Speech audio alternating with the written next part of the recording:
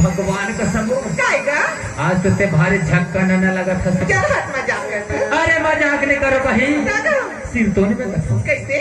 अरे मैं तो घर भाई गांव गांव तरिया मड़ई मड़वाया ज्यादा झन में छराक काबर। हाँ? अरे तोला पता नहीं है वो का हगा?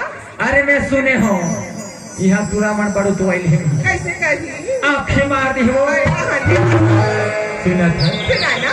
4 दिन के पर जवानी और ज्यादा जाने तेरा बे अरे अभी तो हवस तैयार कुंवारी नहीं देखे ना कसम सुना ना अरे मोरी जवानी आके अगरा होय होय होय होय छुई मां चली जाबी अरे बाप रे हरी तरह संकट का जादू पीछे बैठे साथी जन्म नहीं अच्छा तो ये बात है हाँ का? तब मोरो बात तो देखा सुन ले बता न रे बेटा सुन ये मोरे माया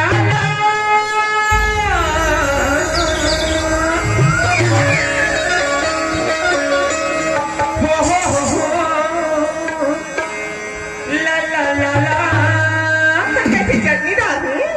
अरे चटनी डालने कहा वो तो कि दिल मत संभाल सुनना काय ये मोरे माया ला कहीं दे मोरे सोने परी रे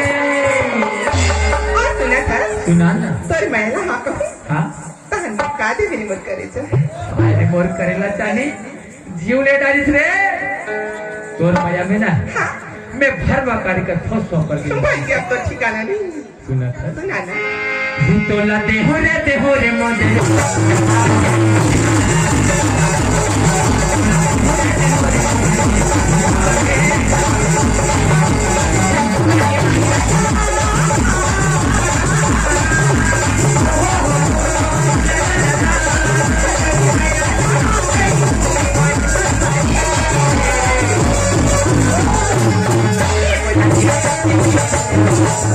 Thank you.